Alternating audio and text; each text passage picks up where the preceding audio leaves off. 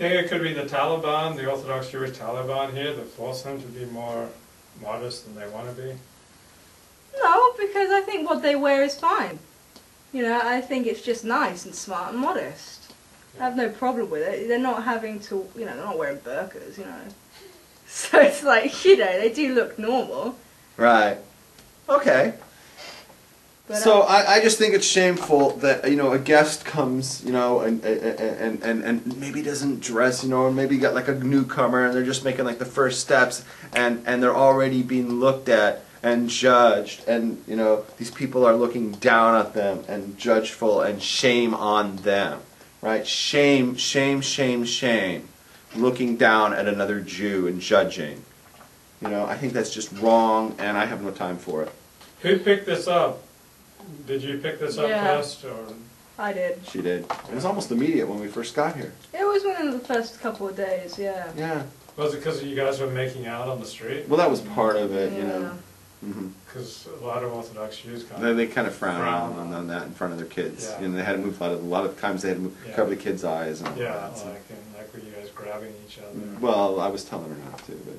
No, but it was all women. It's like one man, but all women. Like we went for a walk the other day just around the area, and we saw that man with his son, and even the son waved at me. Oh yeah, they were really nice. Yeah, it was a little boy, a young boy, waved, and they, you know, he nodded and smiled. But like a woman, like I've never seen a woman with her kids allow her kid to do that. Wow. Yeah. I find the women are just maybe very bitter. Maybe they don't like the fact that they have to have like loads of kids and like they have to dress up really modestly.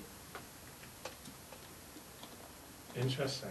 So you're not real happy with this? Oh, I'm fine with it. I don't really care. But if they're rude to me, I will be rude to them. You know, I'm not kind of the person that just walks past and goes, "Oh, they stared at me." Yeah, I'm still waiting for the, you know, the confrontation when she just walks up to them and says, "What are you staring at?" I'm waiting for that. Well, I have been quite loud when I've said things to you in places. You know, like, what's that woman's problem? You know, I've been quite loud. I don't know, I just think it's rude that, you know, no matter what religion you're part of, it's just, you know, it shouldn't be like that. You know? Oh, it's this. Yeah. What did you think that was? No, they don't like this. My lip piercing? Yeah, they might not. Nah. Yeah. Do you think that's... I think that's 50%. Oh, women then? Why are the men okay with it? The men don't think, you know, so the women just see this... The women pick that up and But is there anything against Torah about... No, absolutely not. There's nothing against Torah, but you know what it is? What? They're jealous. They want one too. Why don't they get one? Because they... Because I'll tell you why. It's peer pressure and it's stupid, okay? This is the craziness that goes on in the frum community. Because people will say, "Oh, what are you doing? You know, you don't want to stick out and look different than everybody else." We're not doing that. People aren't doing that in this community. There's nothing wrong with it. There's nothing against halacha in it, but they're going to make like a big issue with it. It's the same bullshit that people will have a problem with. What do you mean, you know, you're not having kids? What do you mean you're dating someone younger? What do you mean you're doing all these things? Because we're not doing these things. Really? But it doesn't say anything against doing it. Yeah. But it's the fact that... Doesn't the Torah prohibit piercings? No, not with a woman. A woman can get as many as she like. Really? Even in the lip? Yes, absolutely. What about the nipples? I think she can. Didn't the Chafetz Chaim explicitly forbid women piercing their nipples? No, I don't remember him writing. Only if they were like really rock solid. But no, a woman has no problem. She's allowed to have. The reason why a man can't get piercings is because a woman is allowed to. It's considered a woman's thing. So a woman can have piercings all over the place. And I personally find them very, very attractive. In fact, it says that when the Jews were in the desert, Rashi talks about this. It's brought down in the Medrash. When the Jews were in the desert, the women all had nose rings and piercings and rings through their nose like that. And they took those rings, the gold from them, and they used those to build the Mishkan. So it was a really holy thing. Rivka, who we're going to read about in upcoming Parshas, Rivka, who was the daughter, you know, the one who married Yitzchak, she had a nose ring. So nose rings are very Jewish, very Jewy to get a nose ring for a woman. That's a very Jewy thing. You want to get a nose ring? I've had a nose ring. I would love for you to get a nose ring. What about a tongue ring? I've had that as well. Really? Yeah, but I took it out. You've been pierced. I mean, you've been to I've had my- Manchester and back. Yeah. I've had a lot of piercings. I used to live in Manchester Oh, for really? 18 months Oh, God. when my dad was getting a PhD there. You lived in Manchester, England? Yeah, Enjoyed it? when I was 5 and 6 years old. Like it? It was all right. I remember my dad found me one day. I was fudge. Careful. I was throwing manure at these kids, and I was screaming, "I hate you! I hate you!" I'm a different man today.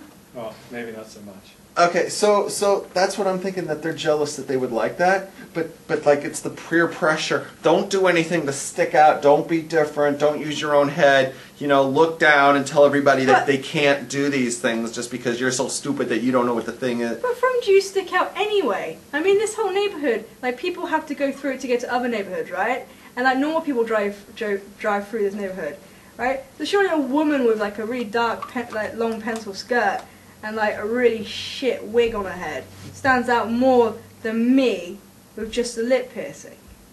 So from Jews just stand out anyway. Right. So Because we're talking about idiots. Most of these people who don't think for themselves, and I've always said, it's hundreds of years of inbreeding from Ashkenazi Jews has rendered them all incapable of thinking for themselves. And they just go with the flow. Nobody can think outside the box. That's why their first words, they don't know how to talk to you. They have to say, "Where are you from? Where do you daven?" Because they don't know how to make a conversation without asking inappropriate questions. Right. Are you Baal Tshuva? Are you a ger? These are questions they're not even allowed to ask, but you hear it all the time because they don't know how to make conversation. Because this is how they've been raised. It's just like with terrible, terrible manners. And staring at you and having dirty looks at you is terrible, terrible manners. It's shameful. Yeah. I'm ashamed of the Jews in this neighborhood who do that to you. that's... Are you guys willing to come out of the closet on the show and describe what is this a mentor-mentee relationship? Is this purely Torah? Surely Torah. we were learning. That's what we were doing all day today. Was learning Gemara. All right, are we done here? Because we have to. Yeah, I'm gonna. Okay, I want to say, hey, Esther, big round of applause for Esther. I thought she was great today. You were great. You're excellent, and you're welcome to come back again next week. Okay. All right. Once again, big round of applause for Esther. Cheers. All right, come back. Now we'll start the Parashat. Get over here. Is that my water? Where's mine? That's yours. There's mine. Okay, thanks. What's the score here? Oh, Philadelphia took the lead while we re-happened. All right. So let's talk about this week's Parashat. So, do you think she'd like Pika Robertson? You know what? She likes the valley. Yeah. She really likes the valley. We went to the valley yesterday, and she really liked it. Where'd you go? Because there are places that are in the valley that aren't. We were in the like Fermi area. studios. We were in the Fermi Valley area. Village? Yeah, Valley Village, or whatever they call it. North Right. Hollywood. Like Magnolia, Coldwater, Right. Victory, Oxnard. Those places. She thought it was really beautiful and everything, and it's like, why don't people live here? Why do people choose to live in our neighborhood? And I really couldn't answer that because it's cheaper over there. The roads are wider. I don't know. Why would anybody? Why are we over here? Because the valley is 15 degrees hotter in the summer and 10 degrees colder in the winter. That's lame. This is like this is where all the great art museums are, and this is where culture is. And as you know, Orthodox Jews are really into culture and art museums. I mean, I can't get enough of going to art museums because Orthodox Judaism just like venerates. Art museum. That was the thing I wanted. Art museums. Yeah, that's what it's all about. Okay. So can we see you shaking hands with Esther? No. We're Shomer Negev. Now, I just want to say, I saw in the chat room expanded like 6 people at one point, but they've left. And there was at one point there was Henry was in there, and Brandon is in there. Hey, Brandon, how you doing? Ginger was in there. Hey, Ginger, and she left. And Brett was in there, and Lakewood Rob was in there, and all these people, and also my friend Adolpha. There was 6 people in there, and like they all bailed. But okay, it's good to see you all at some point. So why are you Shomer Negev? Like here you've got this beautiful 19-year-old woman. She's in your apartment. Like I'm going to be leaving here in about an hour. And I got to drive her home. You can put on some music, like a little sweet music. You can